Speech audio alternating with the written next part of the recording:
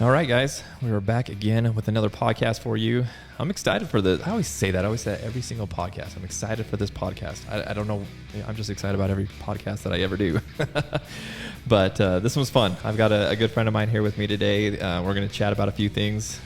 If you guys obviously look at the title, you'll know what we're talking about. But I'm going to share some stories, a lot of really good information that I think is going to really help you guys out, especially if you're looking to travel to hunt. This is going to be a great podcast for you. And honestly, guys, where we're at nowadays, you kind of have to travel to hunt. It's hard to get tags in your own states. And so to do the hunting that we want to do, or as much hunting as we want to do, you kind of got to expand your horizons and go elsewhere. And so we're going to talk a lot about that. But before we get into that, just want to tell a few people thank you for their support of the podcast. Wanted to give a shout out to Onyx Hunt. They've been a huge podcast sponsor of our podcast for a long time, and so grateful for them. And if you guys have not used Onyx before, I don't know what rock you've been living under, but it is a awesome tool. And especially as we're talking about traveling to hunt, I think it'd be impossible to travel to hunt if we didn't have that. So used it in Alaska, used it in Colorado, Arizona, everywhere.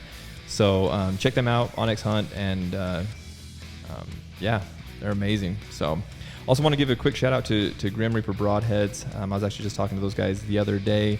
We're getting ready to head out to New Zealand in a couple of weeks, and looking at a couple different options for broadheads to take with me out there. And so anyways, Grim Reaper, they're killing machines. A lot of my good friends kill with them. I've killed with them. They're awesome. So anyways, check them out, Grim Reaper Broadheads. So all right, with that, let's go ahead and jump into the podcast. So you guys have probably heard me talk about Chad. So Chad... Okay, so anyways, yeah, we Chad and I have been friends for quite a while, and you guys have probably heard about me talk about him on the podcast. We've been to a lot of fun places together, hunting, and had some good times. So I'm going to start off by letting Chad introduce himself, tell you guys a little bit about himself, and then maybe talk about how we became friends and whatnot. So what's up, Chad? Hey, thanks for having me. It's about time you come on the podcast, dude. I know, we've talked about this forever. And we really have. Like, we've talked about doing podcasts. I know. Years. Life gets in the way. It does. So, yeah. So tell us a little bit about you, Chad. Yeah. So, yeah, you and I actually met coaching baseball. Yeah. Yeah. Well, you were coaching. Boys. I was coaching. You were helping. Yeah. You were a great first base coach. Yeah. It's an interesting fact that we was doing that and didn't realize we were both avid hunters until later. And how did we I don't even remember. How did we find out that we were both hunters? I think one day we were talking. I think I had just bought a bow.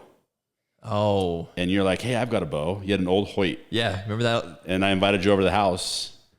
Oh, that's right. And we're like, hey, we shot for a little bit. Yeah. Yeah, and then we got to talking. And you talked me into buying a new bow. Yeah, you bought a new bow. Yeah.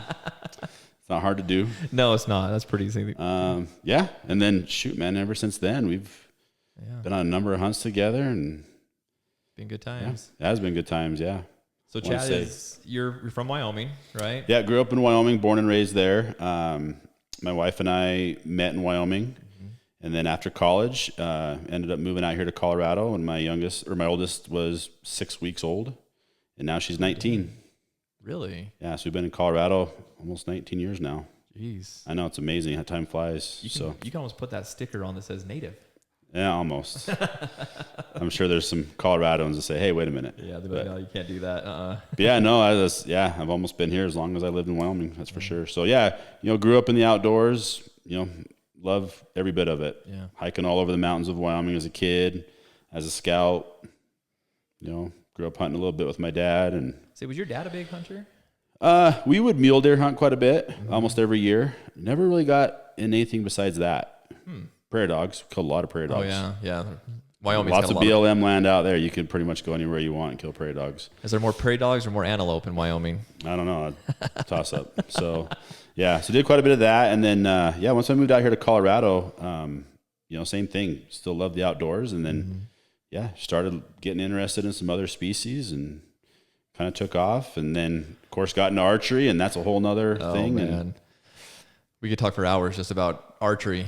And actually, we're going to do a podcast at the Total Archery Challenge with me, you, and Tyler. Oh, there we go. Yeah, and we're gonna talk archery, something serious. Yeah, it's just another fun, addictive hobby. It is. Well, that's kind of another thing. We kind of found out that we had a lot of hobbies the same. We both golf. We both hunt. Yeah, both golf, both so hunt. families got along really well. Yeah, A lot of had kids the kids. same age. Yeah. Yep.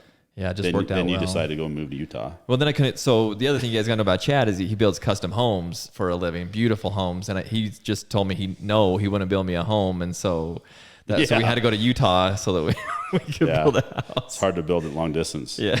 I don't know, man. Someday I might have to come back here. Absolutely. I miss it. It feels like home. Coming out here, sitting out here, like it does feel like home. It was home for a long time, not as long as you, but. So you guys plan to stay here forever? For a while. I mean, we have our own business here. Mm-hmm. You know, kids love it here. I mean, they've grown up here, and so we'll probably till the kids are gone and follow them wherever they go. Say they're all going to be in Utah here before too long. So yeah, I've got a daughter at Utah State right now, and then another junior in high school. So who knows where he'll end up? It's crazy. It's crazy. Yeah, so, it's amazing how fast time goes. Sure, man. Well, man, I appreciate you coming on here and doing this, and we're going to record a couple podcasts, and so Chad is a wealth of knowledge. He's not going to probably admit that, but he is. He's been a lot of places, done a lot of things, some of it together, some of it on his own, and so we're going to talk a little bit about that. And a lot of trial by error, learning it as we go. Well, isn't that the best thing? Like we learn how to not to do it, and then we teach everybody how not to do it, so they can do it the right way. Yep, exactly. So we're going to talk a little bit about traveling to hunt today, and where we've been able to go and hunt, and maybe why we kind of chose to go there, and then just like some tips and tactics or tricks that you guys can use as you want to travel to hunt, and things that you can do. But we were kind of talking earlier before we hit the record button. Chad's wife was in here talking to us, and I think the first thing that we got to talk about is like how to convince our wives that we need to go hunting. Yeah, that's you got to get past the gatekeeper. It's almost impossible. Sometimes, yep. There's usually some sort of trade-off.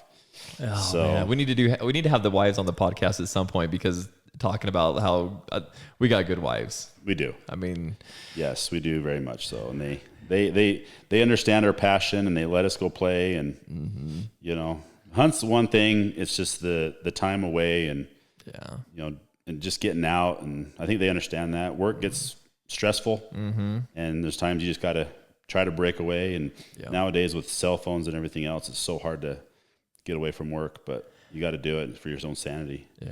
Well, I feel like as men, we're going to go down a rabbit hole in a hurry here, but I feel like as men, we need that. Like, well, some men, all you snowflakes out there, you guys probably don't need this, but men, we need to be outside. We need to be in the outdoors.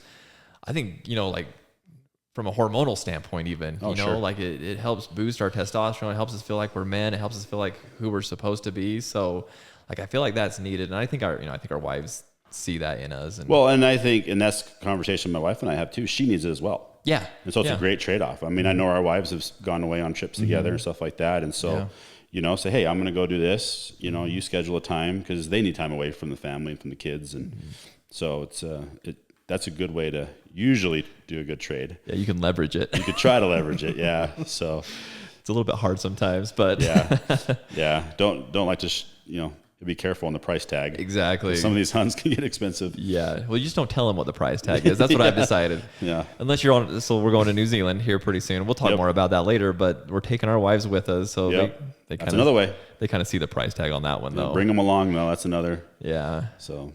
Hawaii is going to have to be our next one after New Zealand, and then we're going to have to take them on. Some axis deer out there. Yeah, that would be sweet. I was actually watching the Hush videos the other day. I don't know if they just went to Hawaii, and Chad Mendez went with them. Oh, yeah. That looks like such a blast. So fun. Those deer are all over the place. They're hard. They're skittish, they say. Yeah. So. And that's an archery hunt, so it's tricky. All right. Yeah, I'm all about it. I'm cool with that. So it'd be kind of like a Colorado antelope hunt. Yeah. Lots of opportunities, but a lot of heartbreak. I took Seth hunting. I guess I told you, didn't I, that I took Seth hunting antelope in Utah? Oh, yeah. Oh, my gosh. I mean, he probably had, I'm not exaggerating, probably 30 stalks a day. Yeah. And he threw one arrow. Yeah. And didn't hit it. Yeah. Smart animals. Well, just the country you're hunting them in is tricky. That's the thing. There's no trees to hide behind. Very little cover. Very little anyways. And usually they're on a flat ground where they can see something coming a long ways away. And so it's so hard to get close to them. Yeah. And archery's challenging enough as it is. So. Man. Yes, it is. But yeah, so the first thing is get past your wives. But if you got good wives like we've got, they understand, they get it.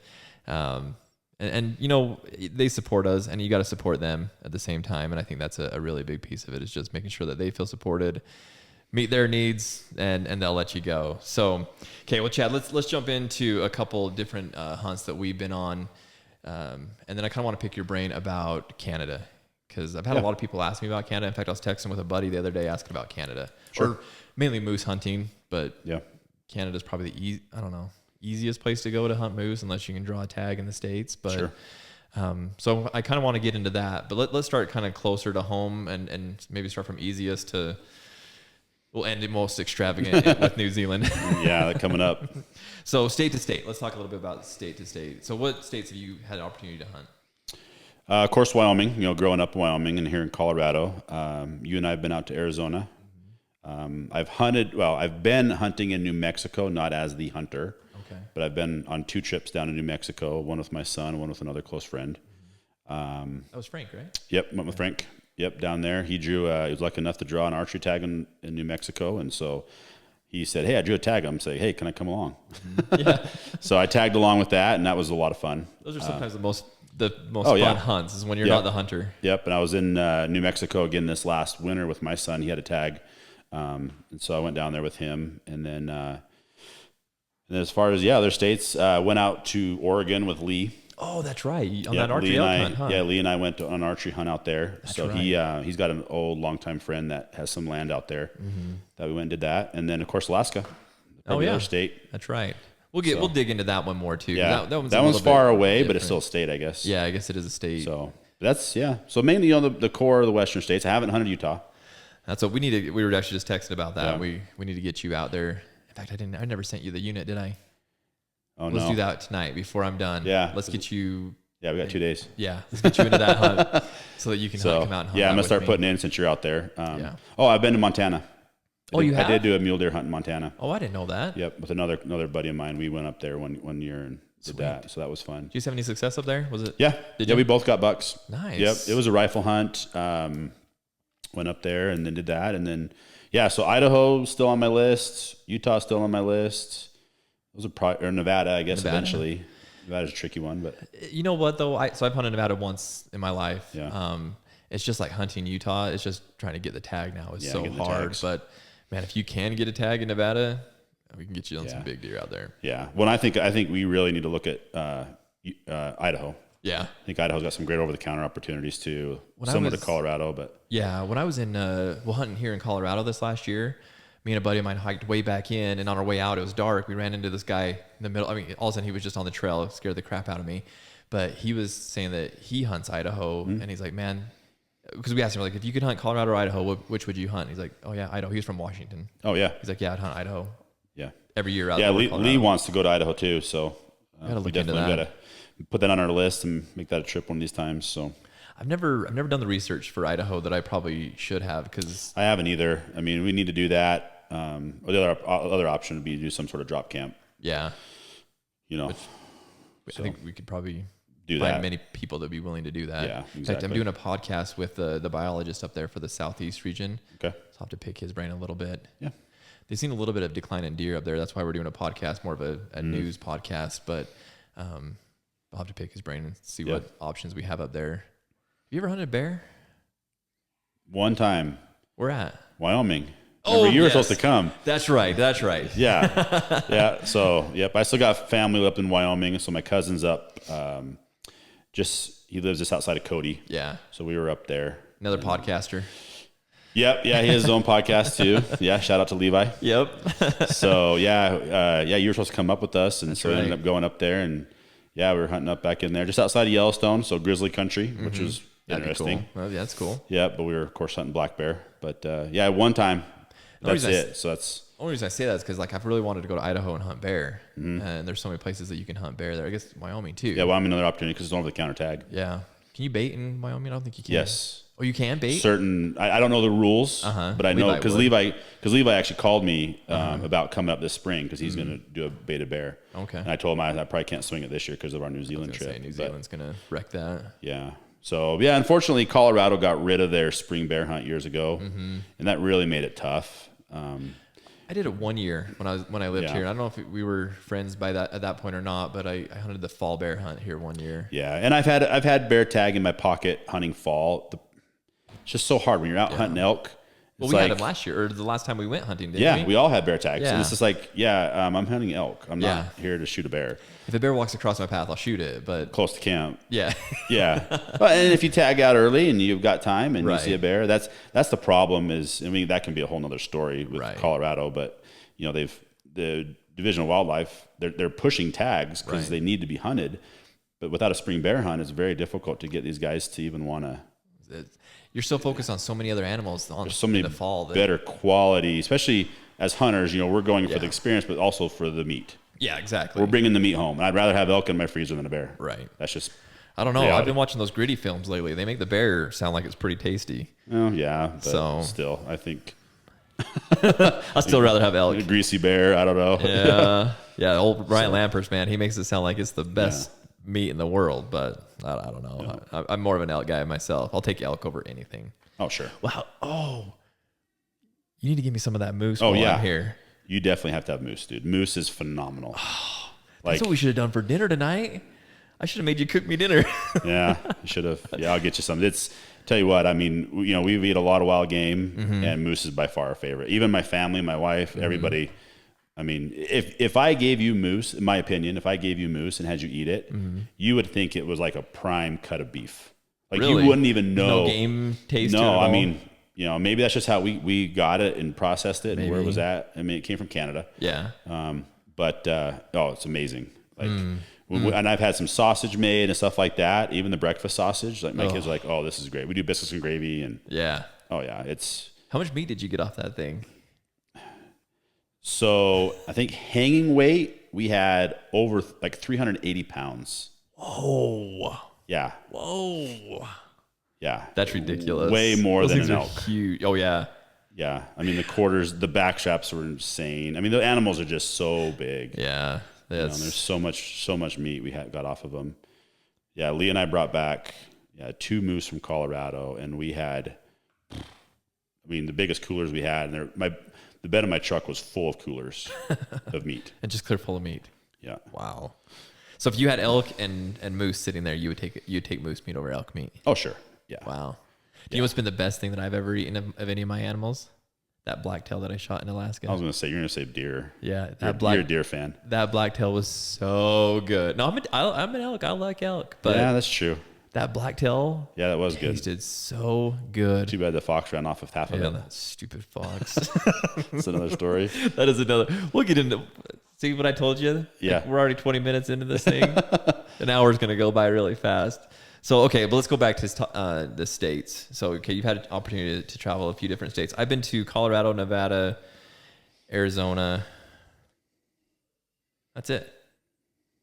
Oh, I guess no. I've hunted South Dakota. Is that it? Utah, Alaska. Yeah, Alaska, yeah. Dang, I feel like I've hunted one more, but I can't remember. That might be it. Anyways, so traveling state to state really isn't too hard to do. You know, like I hunt Colorado every year from Utah. Yep. That one's pretty easy. I think the issue that you run into, or at least that I run into with state to state, is just understanding their draw systems. Yeah. You know, to me, I feel like that's the hardest part of figuring out how it works. And so, have you use what's the one you use for Arizona? It's the one we went with. Oh, Zero Guide Fees. Zero Guide Fees. Yeah, Travis. Yep. So I think that having like them or like Epic Outdoors or one of those places. Well, and even with Onyx now partnered with Hunt and Fool. Yeah, that's true. Is a great resource. Can do it. Yep. Yeah, I'm doing a hunt this fall in Colorado. Where I've got enough points to draw Unit 76. Yeah. And I called up Hunt and Fool. I said, hey guys, you know, I need an outfitter. We're gonna go up there and burn a lot of points. I want a guy that's good and horseback, and it gave me a great recommendation. Yeah. So there's some resources out there, but understanding, you know, the draw system, and then also understanding the regs. Yeah. Regs can vary a lot state to state, so you got to make sure you know it. Well, that's like Arizona. So we did the over-the-counter in Arizona, or over-the-counter archery, and man, I feel like I was learning every day on that hunt, like how the quota system worked. And and that was all brand new. Yeah. But now, I mean, you got to know those things, because you can get yourself close in units on trouble. You. Yeah. Well, they did. Weekly. They did on us, yeah. Yeah, the unit you shot him in. Yep. By the way, I brought Chad his Arizona deer today, and he looks phenomenal up on the wall. So Anyways, yeah. So the unit that you shot him in, closed that day, right? I shot him on Tuesday. So I don't know if you want to get into how Arizona does that. Yeah. So Arizona, they have a quota per unit, and then they have an online reporting system when you shoot an animal or harvest an animal, and then even though let's say they hit the quota on a Monday or Tuesday, they'll leave that unit open through Wednesday, and then but then you're responsible to check that to make sure the unit you're hunting in hasn't been closed or the quota hasn't been met. So that can change. We were there for a full week. And so then for you, the rest of the week, we had to switch units. And drive further. Yeah. But that's, So, knowing the regs is important, because regs can change even with firearms. Right. What's allowed, what's not allowed. There's many states where muzzle loaders, Colorado's completely different than Utah with the muzzle loader rules and regs. And even like Hunter Orange, like Utah just on the last podcast I did, talked about Hunter Orange for Utah, and they've changed the rule on Hunter Orange for Utah. In Wyoming, I think you just have to have a hat, right? Yeah, I believe so. And then just some article of orange, either a hat or a vest, I think. Yeah, but then like Alaska, nothing. No orange. Nothing. So what's Colorado? Colorado, you have to have 300 square inches. Okay, Utah's 400 square inches. Yeah. Jeez. So what a lot of guys don't realize is they'll put on an orange vest, throw a backpack on. Yeah. Now you're covered up. It doesn't count. Yeah. So that's what Utah put in their new regulation was you cannot cover up any of that orange. It has to be 400 square inches of visible orange. Yep. So yeah, you covered up with a backpack. Well, that's a lot of people. And it's stupid that they had to make that law because what people were doing is they'd put their vest on and then they'd put a camel coat over the top of it. Like, idiot. Don't be dumb. Yeah. Yeah. Well, then when I was down in New Mexico hunting with my son, he had to have orange, but I didn't. Even though I'm hunting right next to him, I didn't have a rifle in my hand. But, right. But Colorado, I think everybody should have it. You have to. Yeah. Well, maybe no, I don't think you have to. Utah, that's part of their new law system. It's not passed yet, but that's what they're trying to pass. Okay. If you're with a hunter, actually, if you're just recreating, so even if you're hiking in the outdoors during a hunting season, they want you to rifle wear hunting season, yeah. But how is a hiker going to know? Like if you're a hippie hiker, you're not going to go look at the hunting regulations. I know that's going to be a tricky one. Yeah. Sorry, I'm not very politically correct, by the way. Yeah.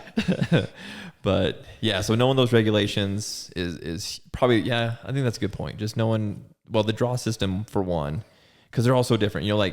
So Arizona, Utah, Colorado, they're all draw systems. They're a little bit different though. Utah and Arizona are pretty close to each other. But then like New Mexico. No preference points. Yeah, no preference it's points. all straight draw. You just, a whole lottery system. Yeah, Arizona's a weighted preference point system. Colorado's a straight preference point system, except for moose, goat, and sheep. But I call them once in a lifetime because that's what Utah calls them. Pretty much, yeah. It's just, it can vary quite a bit state to state what you're putting in for. Well, and also I had a conversation the other day with a buddy of mine that wanted to put in for mountain goat. He really wants to shoot a mountain goat. Never put in his life. He has 0 points. He's 30 years old. So poor guy's going to have to just spend the money and go hunt mountain goat somewhere, go to Kodiak where we saw those mountain goat. Yeah. Anyways, but he thought like he could put into Colorado. I was like, I can just put in Colorado. And it's a lottery system. I'm like, dude, you're not even in the system until you have 3 points. Yeah. You can't even apply for the tag until you have 3 points. Yeah. So you got 3 years before you're even applying. Yeah. And then, Then it's all weighted points after that. If you want to keep buying them. Yeah. They're $50 a pop for a unit or for a resident. 100 for a non-resident. I know. It's ridiculous. Yeah. He lives in Utah. So I was like, you got $300 right there, unless they probably will increase that. They do it all the time. Yeah. Plus a qualifying license and all that. So it's a lot of money to put in before you're even in the system. So those kind of things I think are very important for people going to different states. And then, absolutely knowing the regulations. So my recommendation, and Chad, you tell me what you think, but my recommendation is find somebody like Huntin' Fool, Epic, Zero Guide Fees, work with them. Try to remember, you have to talk about Zero Guide Fees a little bit as far as like, do they put in for you? Yes. Well, you have both options with your subscription with those guys. Okay. So you can do, they will apply for you. There's an additional fee and they'll put in for all your species. Or you can apply on your own. And then, if you draw, then they'll take you out. Okay. So there's a couple different options that they offer. Okay. But that makes it so nice. Like, in what states do they do? Just Arizona? Or Utah? No, Arizona, Nevada, New Mexico. Okay, not Utah. I think they do Utah. I was thinking. I mean, doesn't Travis live in Utah?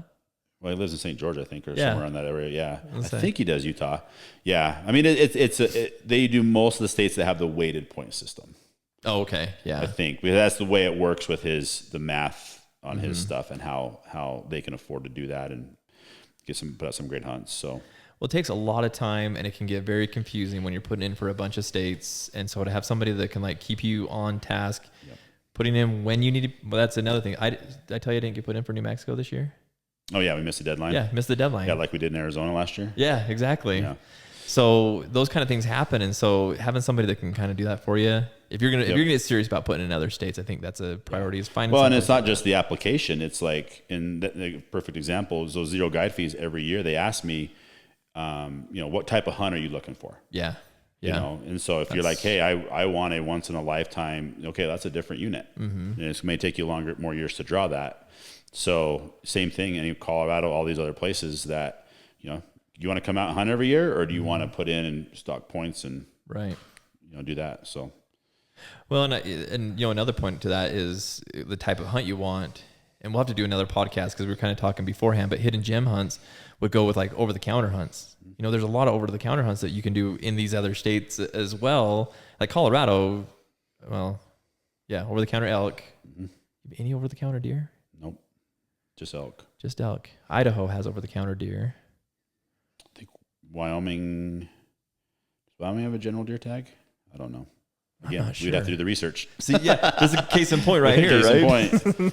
So, there's probably someone listening to this right now screaming, they do. Yeah, I know. That's what's the best thing about this. There's somebody on the other end of this thing just like, no, they do this, or no, they don't do that. And even if they don't have over the counter, a lot of these states will have tags that you can draw with no points, but you have to apply. 0 point units. Yeah.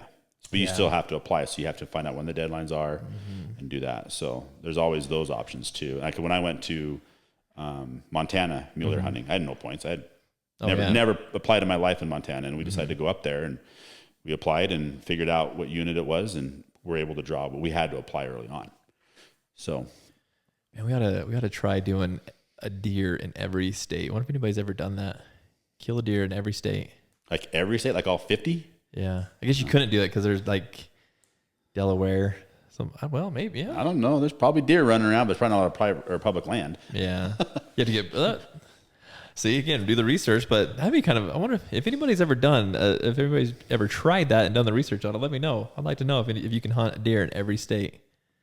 That'd be a cool goal. Yeah, that would be a good goal. That'd be a very ambitious goal that you would probably had to start about 20 years ago. Yeah, that's true. You seen a mold? Well, I don't know if we have enough hunting seasons left. So just hunt all year round, man. Yep. That's another podcast that we got to do is the, like dream hunts, things that we want to do. So we'll have to add that to the list. But okay, so state to state, I think those are the most important things to know. Yeah. Outside of Alaska. So let's jump into Alaska a little bit. So Chad and I had the opportunity. In fact, I saw his caribou for the first time today. Well, I saw it dead on the ground. Yeah. But on the wall. On the wall today. The memory. Hanging in his house. Man, what a memory. That was so fun. If you guys haven't watched that video, go watch that video. That was such a fun trip. It was such a unique hunt. Yeah. How did we get started on that? So you and I were actually going up we were in Colorado. But you and I were going up to elk camp. Oh, that's right. No, it was when we were going up. We were early, right? Early because we were going to do some scouting and pack some stuff in. That's right. Stash our stuff. Yeah, we were doing our own spike camp, and so with llamas. Yes. And so we only there's 5 of us going, 5 hunters, and so driving up, we're like, dude, we should do caribou. That's right. That's right. And so we started looking around, and then of course started looking that day, didn't we? Like while we're driving, wasn't I like looking up places? Oh yeah, because I was driving. Yeah, you're looking online. You're like, hey, we had no idea what it would cost. So one thing about Chad, I'm going to tell you guys something about Chad is if you give Chad like a little grain, like a little mustard seed of an idea, just prepare. You're going on that hunt. So. We'll figure it out one way or another, man. It's going to happen. There's so many options, and that's the thing is you just got to do the research, and we did, and we want to do Alaska caribou. So we did not do Brooks Range. No, that's on my list. We got to put that on the list. That'll happen eventually. But, we wanted to get up there. And so another option and a little more economical option for us was Kodiak Island. Yep. And so that's what we ended up looking at. And funny fact, so that was COVID year that we were talking about it. Oh, that's right. And so none of the hunt expos happened. Yeah, that's right. And so we were trying to figure out, we're like, hey, we should talk to an outfitter, try to figure out something. And we ended up having to call on our own. Yeah. Because. Well, didn't we look up the list that was at the expo the previous year? Yeah. And we called the people on that list? Yep. And we called and talked to a few of them. And that's right. Yep. So ended up actually going up there with a fishing guide. Yeah, Kodiak Charters. Kodiak Charters, yeah. So their main business is fishing, but they facilitate. So basically, it was a facilitated DIY hunt, essentially. Yeah. I mean, that's why it was economical, because it was facilitated, not necessarily guided. Yep. But yep, they literally dropped us off and said, "We'll see you in a few days." Yeah, so we flew up to Alaska, and again, if you guys haven't watched that video, watch that video. But we flew up to Alaska. It was me and Chad and our buddy Lee. Yep. 71 years young, I think, on that trip. Yeah. Such a stud, man. Such a stud. Anyways, got up there, spent a couple days in Kodiak doing some fishing. Yeah, waiting for good weather. Yeah. Oh, that's right. Thing. And then, so what they do is they lined up a float plane for us to hop on, throw all of our gear on. And then basically he took us out and landed us on some random lake in the middle of nowhere.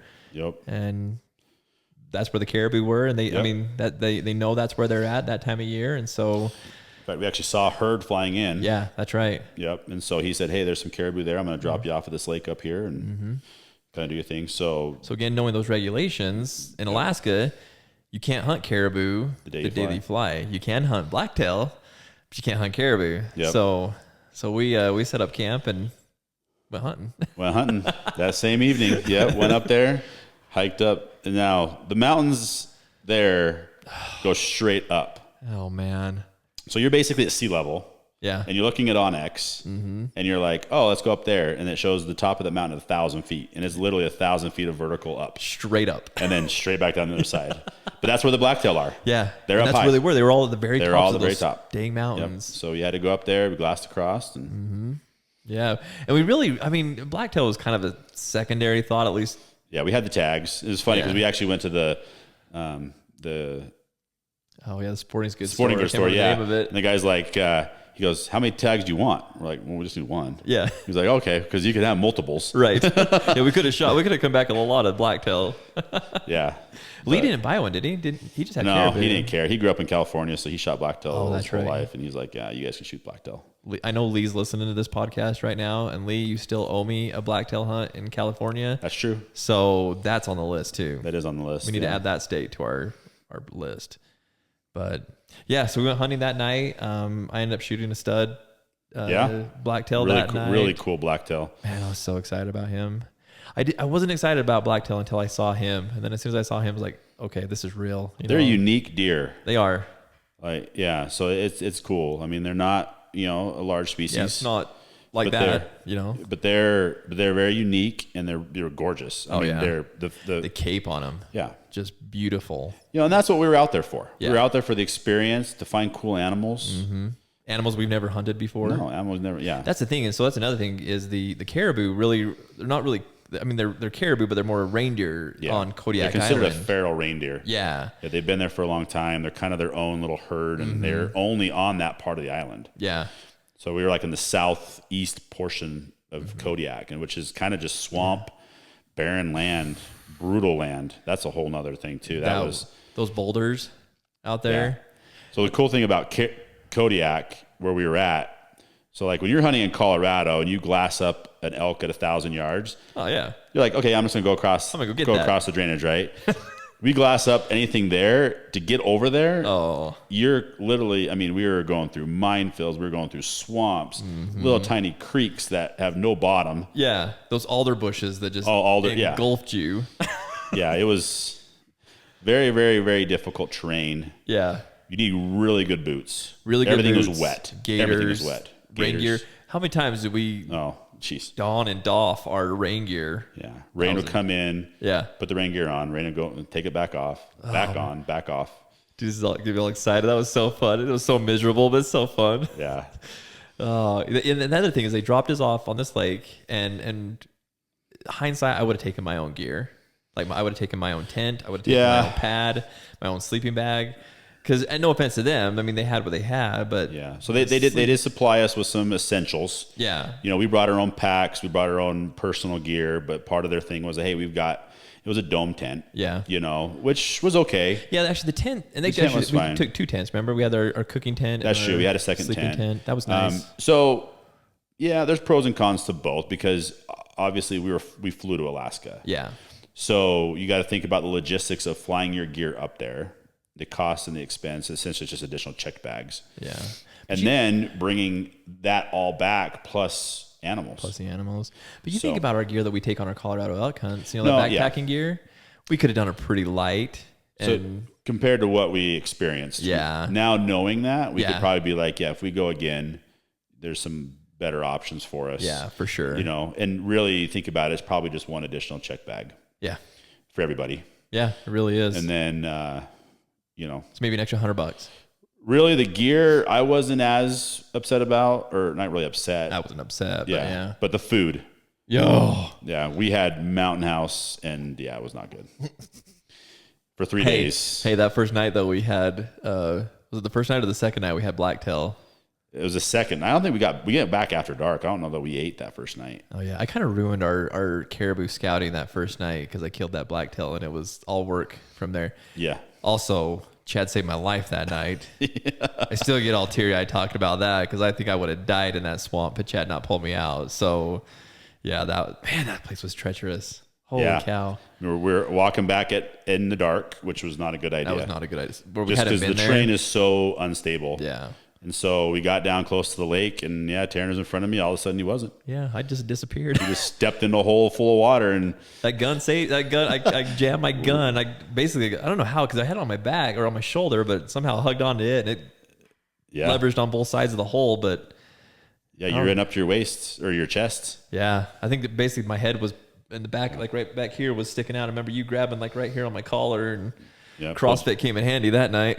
Pulled you out of the hole, but you were muddy, soaking wet. It ruined, like, my boots were just done. In fact, I ended up, not the next day, I still wore my boots the next day, but after Lee shot his caribou, remember, he didn't go out with us that final day. Oh, that's right. I wore his boots that final day. Oh, you did? I don't remember that. Yeah, because mine were just destroyed. But yeah, I filled my gun full of mud, and everything was so full of mud. Your wife's gun? Yeah. Go back to the first thing we talked about. Don't take your wife's gun on a hunt. Yeah. Oh man.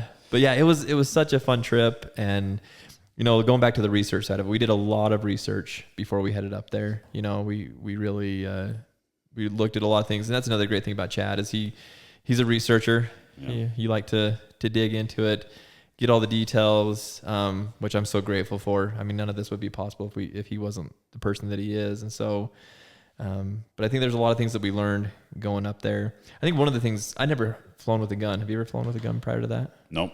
I don't think so. So that was different. Yeah. There's some specific TSA rules. Mm-hmm. Yep. Yeah. I had my Pelican case that I took, and basically every hole in that case, I had to put a padlock on it. If it's got a hole on it, they want to lock on it. Yep. And it was easier than I thought because, like, I was a little nervous. I mean, it's kind of nerve-wracking to walk into an airport with a gun. Again, it's just one of the things. They've got it very clearly stated. This is the requirements. Yeah. Read up on them. Know ahead of time. Yep. And there's no leeway. No, you got to do it right.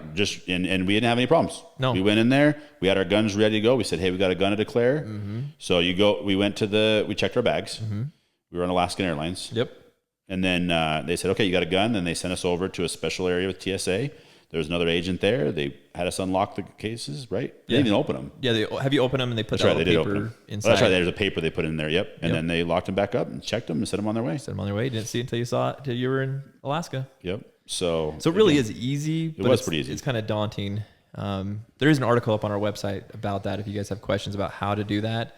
But follow the rules, and it really is quite simple. It was a lot easier on the Alaska side, by the way. Yeah, coming back. Kodiak. Yeah, in Kodiak, they're like, they're used to that. Yeah, well, you got a gun. Okay, so does everybody else in this line. Thank you. Yeah, Denver was a little different. Yeah, Vegas was very different, but it still wasn't that hard. So I think that's one thing that when people are traveling to hunt, that one's a big issue is how do I It's not hard to find. You look on their website, they've got it there. Yeah. pretty easy to figure that out. I've even thought about, like, when I'm traveling, I always take a gun with me when I drive. Yeah. But as easy as it was, I mean, it really would be easy to take that when I'm flying places, throw it in my check bag and, show them how, do that, everything that I did with my rifle, but with a handgun, I could take a gun with me every time if I really wanted to. Yeah. I think it has to be in its own case. But you couldn't put it in your check bag. Oh, right. Yeah. I mean, it'd be a check bag. But yes. Oh, yeah. You would check it. Sorry. Exactly. That's what I meant to say. Check bag. So. Yeah. Don't do that. No. Might not get your bag. Yeah. That would be a bad deal. But no, it was such a good time. And I encourage anybody. I mean, that Alaska trip was so fun. I mean, it's a memory that I'll have for the rest of my life, and seeing these animals up on the wall. Like, I've got my blacktail up on the wall. Yep. Chad's got his caribou up on the wall. So yeah, it's just so much fun. It was a good time. Like I said, learned a lot. Do your research, because my wife asks me all the time, how are you not miserable up there? It's snowing, it's 30 degrees, this or that.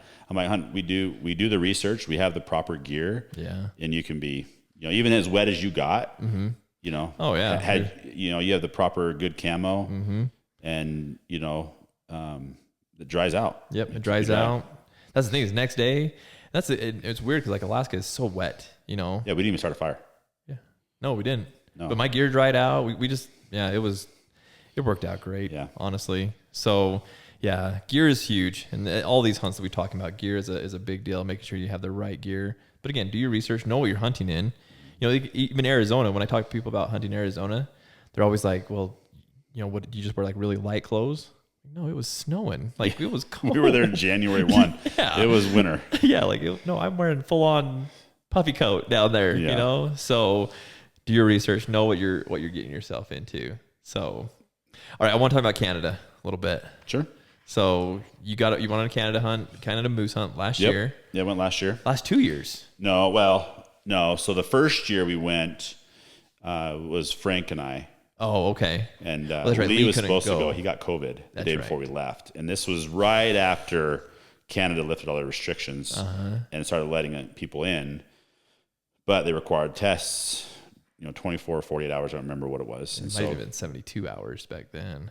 Yeah, I don't remember. But anyway, he tested positive, so he unfortunately couldn't come. So Frank and I went the first time. We were not successful, but had a great time. Yeah. Great. Again, learned a lot. And then, of course, the place we went gave Lee an opportunity to rebook. And, of course, I was like, hey, I'll come with you. Yeah, of course, Chad's like, oh, yeah. I'm like, hey, I'll go back up there. I'm going. I need redemption. They since I wasn't successful the first time, they worked me a good deal. And I'm appreciative of that. And I was able to go back up a second time. So, yeah, Lee and I went this last fall. You guys drove up, right? So we drove. Yep. So, that was logistically for us, that was the best option. Yeah. The place we were going is so remote that we would have had to fly in and then drive anyway. Right. So, and it was due north. We were in Saskatchewan. It was 24 hours. I-25 right here outside your house. I-25 all the way up through Wyoming, and then we cut till about just after Casper probably, and then we cut through and straight north. I mean, we kept heading all through Montana through Canada, man. And then honestly, Saskatchewan is such a big state; it's almost the same size as Colorado and Wyoming combined. Oh wow! So by the time we crossed over in there, we were like literally halfway done with our trip. We still had ways to go. Still have half of the trip to go. Yeah. Wow. So I think we did 16 hours the first night and got all the way to Prince Albert. Okay. And then how many hours the next day? That left us like 6 or 8 hours. I can't remember what it was from there. And so we got to the dock where they picked us up about 2:00.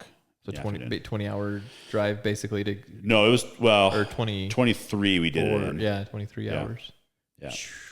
Yeah. So we drove all the way through, and of course had to cross the border to get into Canada. Yeah. And we had guns. Oh, that's right. Yep. Oh, so what did they? Yeah, how did that go? Yeah, so Canada is just they're very particular on their firearms. So they we had forms that we pre-filled out before we left. What are you bringing in? Serial numbers, all this stuff, and then as you go across the border, you just declare it. Say, hey, I've got a firearm, and they said, okay, can you pull over the side? And they pulled us over, and we got out, and they had a guy come out, grab the guns from us, their cases. Same thing, very particular on they want the cases locked. They also want the barrels out and locks in the action. Oh, really? Yeah. So we did that as well. from my experience, you cannot have enough locks on your gun. That's true. To make Canada happy. Yeah.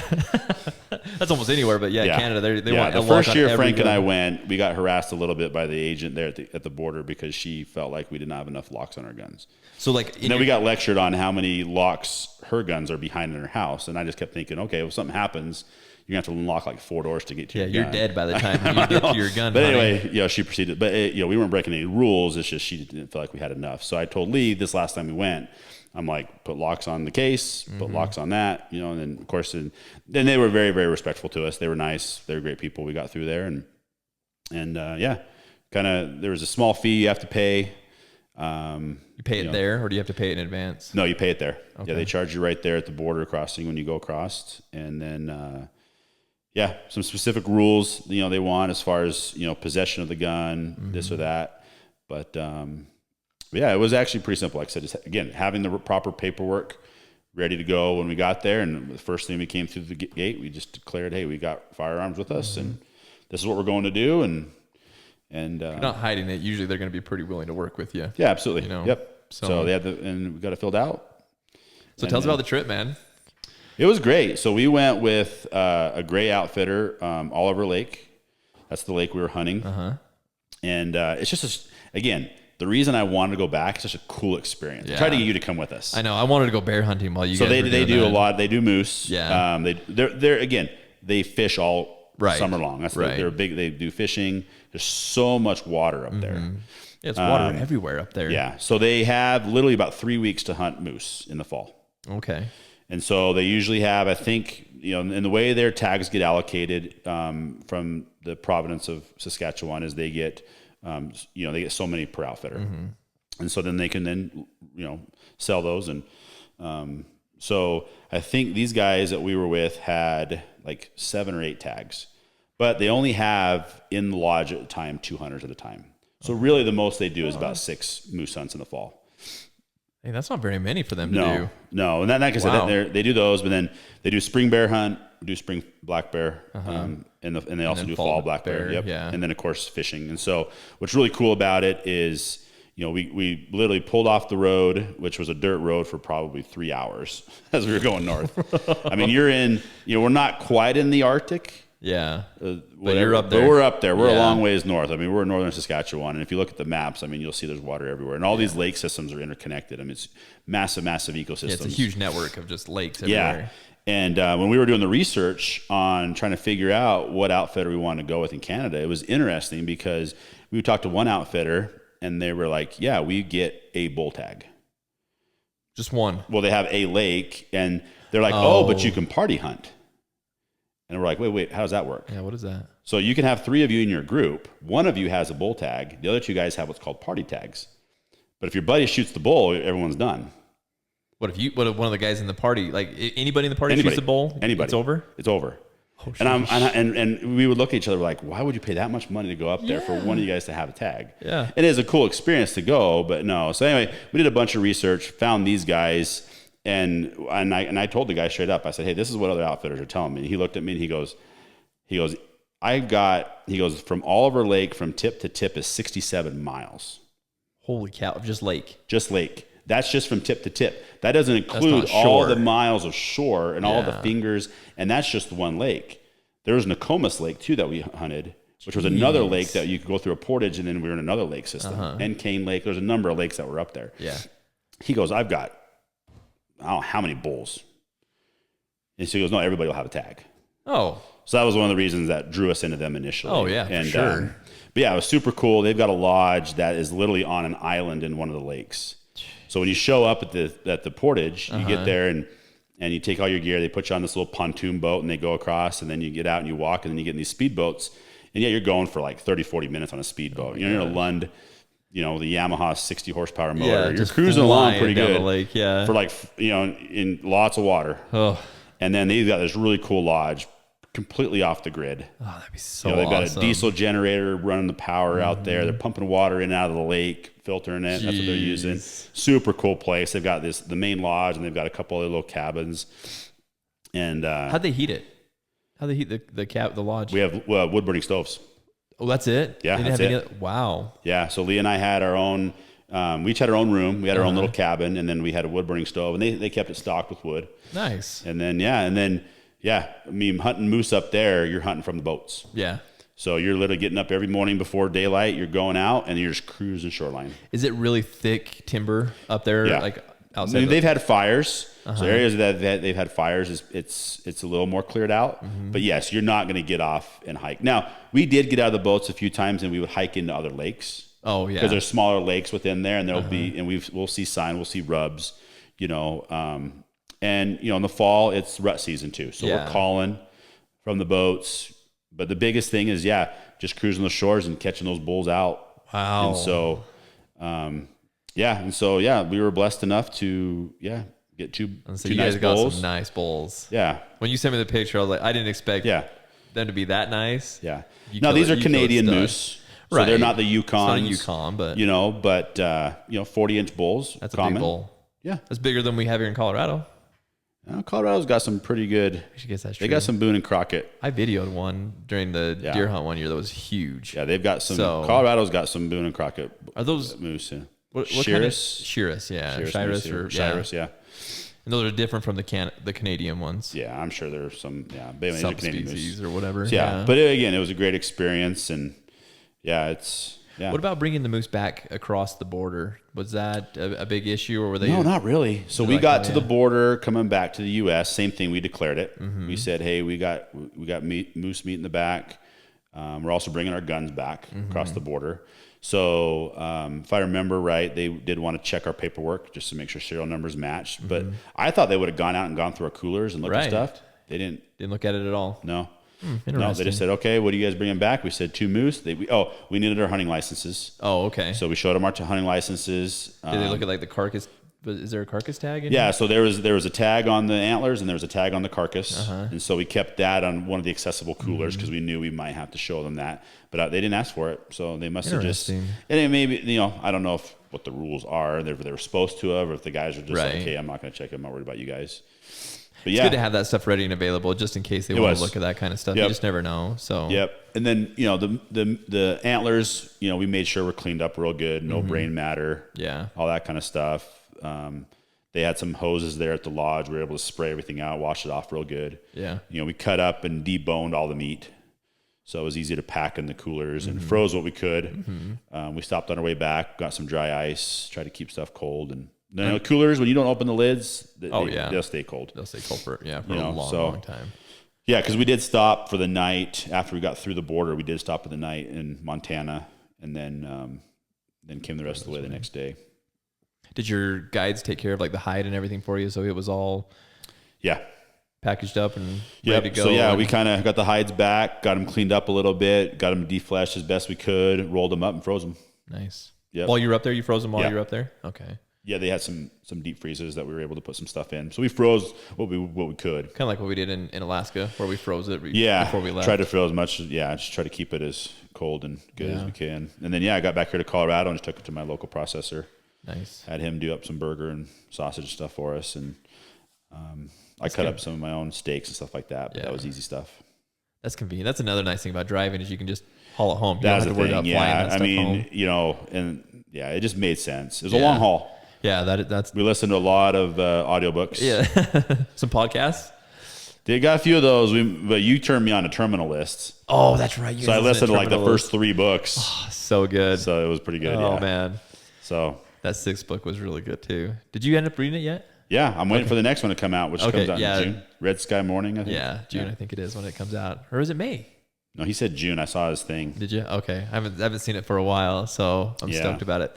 That's a good book. Okay, that'll pass the time. That's a good one. Yeah, so that was great. Yeah, I was had something good to listen to, or going up there, and definitely made the time go by faster, and especially because you can put them on 2 speed. Yeah, go through the books a little quicker. Yeah, a little quicker. Yeah, especially I can't remember who reads those books. Is it Ray Porter? Yeah. Oh, he's so good. He is so good. His voices, different voices that he does. Yeah, he makes it feel real, and it was a good book. So anyway, and you can do it with a 2-speed. So I appreciate that. That was a good thing. I'm like, hey, Taryn, I need some books to listen to. I got 48 hours of driving coming up, and he's like, oh, you have to listen. I don't know why I hadn't heard of it. Oh man, and it's got some military language in it. It does. So you gotta be a little careful with that. But listener beware. There's some language, but but it's good. The story behind it is good.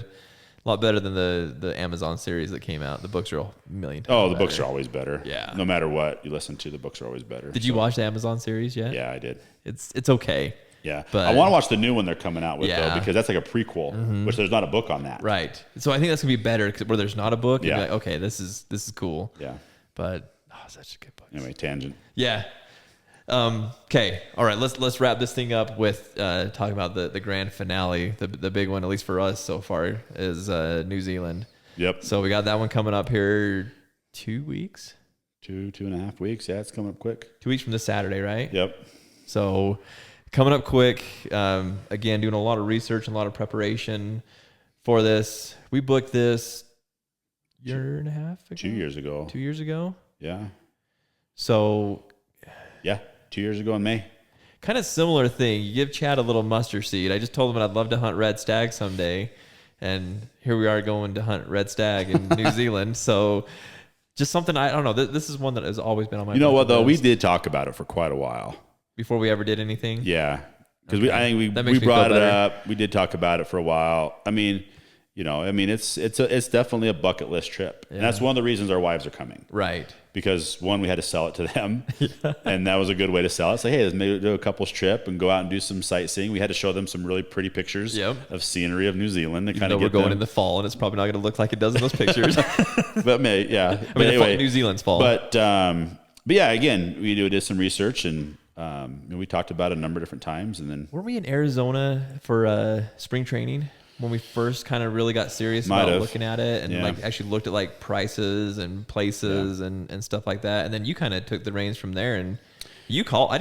You're the one that called most everybody. So, literally one day I was sitting at the Chevy dealership waiting for my truck to get serviced, and right. you know how long that takes, like 2 hours. You Yeah. got nothing better to do. I'm like, I'm going to start making some phone calls. Actually, I think I sent out a bunch of emails because they're like 12 hours behind us. Oh yeah, that's right. Yeah. So they didn't respond until later. And then, the one we ended up going with, she responded right away. She's been great to deal with. And Yeah. So it's Alpine Hunting New Zealand. Yep.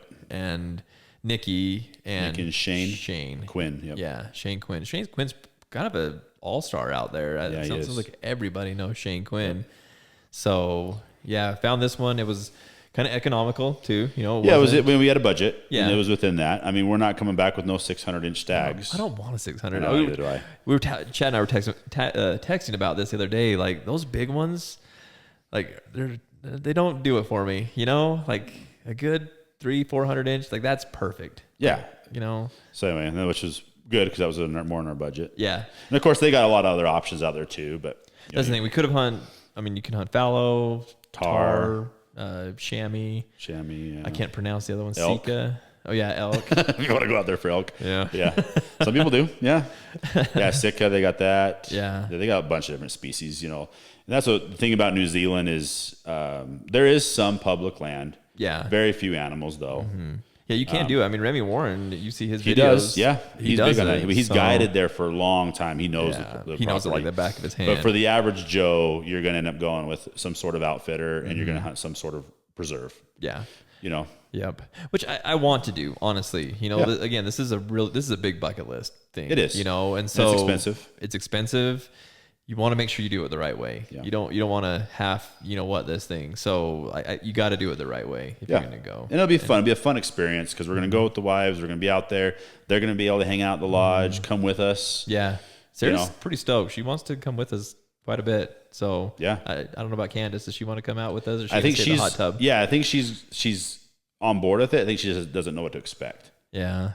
So because she hasn't hunted as much as Sarah has. I've got a new video for you. It's their hunting. Yeah.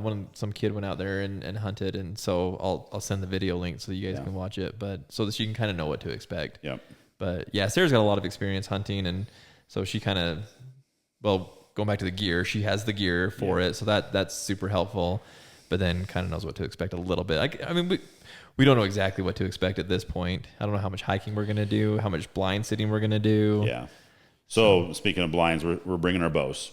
Yep, bringing the bows. So, and one of the reasons for that is getting firearms into New Zealand is very, very difficult. Yeah. So you can do it. There's ways, but the outfitter basically told us, don't do it. We have them here. Yeah. Use ours. If you want, use ours. Come out here. We've got rifles. And then that's when we said, hey, well, what about our bows? Yeah. And they're like, bring them. I'm like, well, why not? I love archery. I know. To shoot a red stag with a bow. I am so excited about that. Oh my gosh. Like just to get a red stag is obviously my bucket list, but to be able to shoot it with a bow is like the cherry on top, man. And my thing too is, you know, it's one thing to hunt a preserve, and a lot of guys have a lot of different opinions about hunting preserves, right? And I'm they're sure like, there's people listening to fence, this podcast. it's a petting zoo, whatever it is. Yeah. You know, if you pull out a rifle and you're shooting 400 yards across the canyon, you know, there's not a lot of sport in that, and some people would say that. So I feel like at least with our bows, you know, it's going to be a little bit more of an actual hunt. Yeah. You know, there's going to be some calling involved. There's going to be some stuff like that, sitting blinds, getting the right setup. So I'm excited for that. It'll bring a challenge to it for sure that you probably wouldn't have otherwise. One of the guides for Alpine followed Ehuntr. Oh, did he? And so I've been looking at his stuff, and he's got like a 300 Win Mag all set up with a silencer. And I was like, yeah, that's going to make it very easy if we need to. Well, hey, come last day of the hunt, if we haven't been successful, it's always an option. Yeah, exactly. That's what I've been kind of geeking out on videos lately. Hush, again, has a video where they went there and he took his bow. He made it about 45 minutes into the hunt and he grabbed a gun. And oh, no, really? Oh. Yeah. He didn't make it very far, so that's okay. You know what? That's okay. It is. You hey. know, do you, whatever, however you get that animal. You know, it's all about the experience. You've paid a lot of money in the investment to go out there. Yeah. You know, you want to be able to, you know, bring home that trophy. I mean, that's the coolest part about it is having that to remember the whole trip. Yeah. You go look at my caribou downstairs. It's not no Boone and Crockett caribou. I'll tell you that. But he's cool. He's a cool man. The cape on him. Yeah. He had to be the coolest one in that whole 400 that we were looking at right there. I swear they were everywhere. But yeah, that's another mess. Oh my gosh, that was such a trying to get 3 guys on a herd of caribou. Yeah. They don't move. Moving. They don't stop. They don't stop. You got to shoot them while they're moving. We had one guy. Yeah, you're ready. Yeah, I'm good. What about you? No, I'm not. Oh, no, hold on. Wait, no, I'm good now. Oh no, I'm not now. Well, there was one in there. Do you remember the one in there that was actually like he was a decent pretty size? good bull. Yeah. And I was like, okay, yeah, like that's what I want. And then he's like, okay, I got mine. Which one are you looking at? That one. That one, yeah. I know. We should have hindsight. We should have just like, okay, if you're on, shoot it. Which we did. We'll make it work. After we set up twice. Yeah. On the same herd. That's true. And finally, I think Lee shot first. Yeah. And then, because I shot last, and he was on the run. Yeah, that got Western. It got Western real in quick. A hurry. Yeah. But yeah, that got a little chaotic. But hey, yeah. got some cool. Well, and Lee got an awesome caribou too. His was a cow, but still a very cool caribou. Like, so I was watching the video the other day, and I made a comment. I was like, man, if that was a mule deer, that'd be a heck of a rack. Yeah. He had just a unique, or she had a unique set of antlers. So what did he do with his? Did he mount it? Oh, I'm sure he probably just has the antlers somewhere. He probably. Yeah. Well, we capped him, so he probably we cut him in half too to fly him home. Oh, that's right. And that's another thing. Yeah. Not only getting your firearms home, they actually consider antlers a weapon.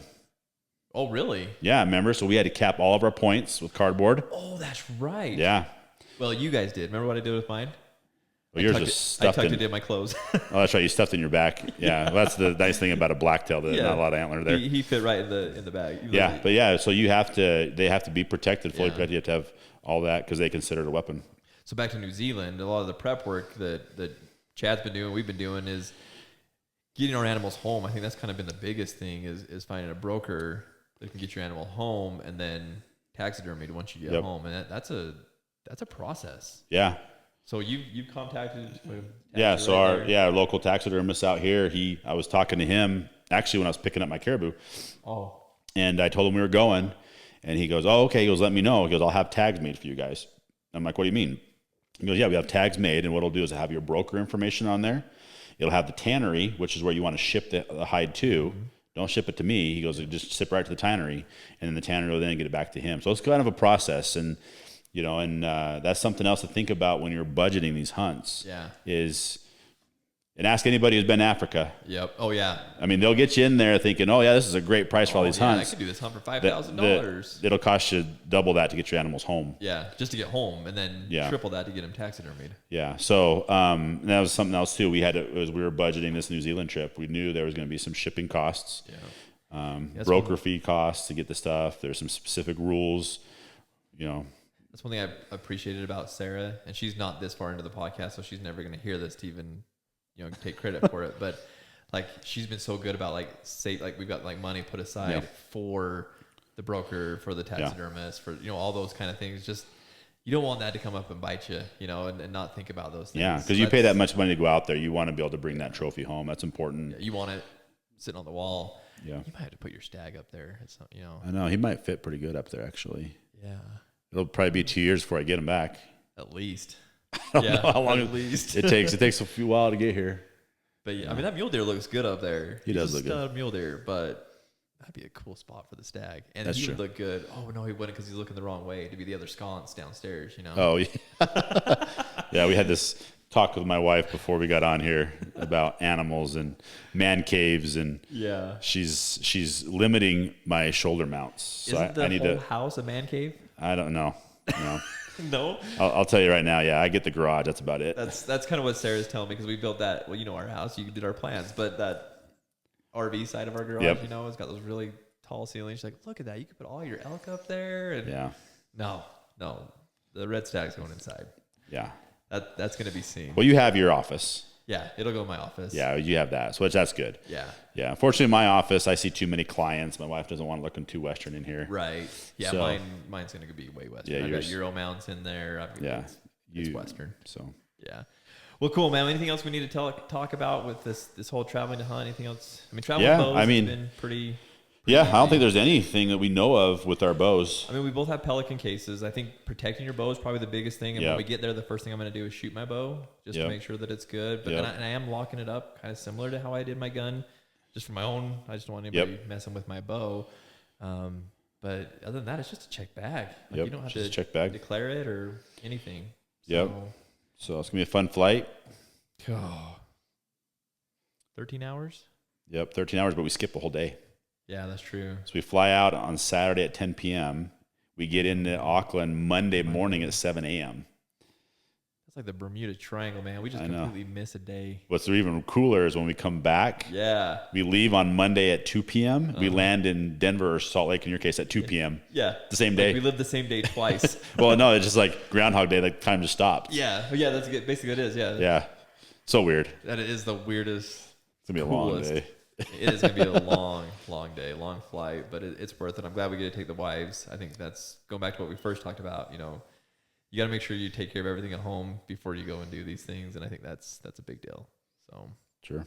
Well, cool. Well, thanks, Chad. I appreciate you chatting with me about this, and I think this is going to be very helpful. This is fun. I'm all like ready to go now. Like this, talking about the stories and where we've been and what we've done. So it's been a long time coming. I'm excited. Yeah, it's going to be a good time, and this is. The great thing about it, I mean, yes, we have our New Zealand hunt, but then hopefully we're hunting elk in Colorado this year together, and Arizona deer again, and I mean, so got a lot of fun hunts coming up. That's going to be a good time.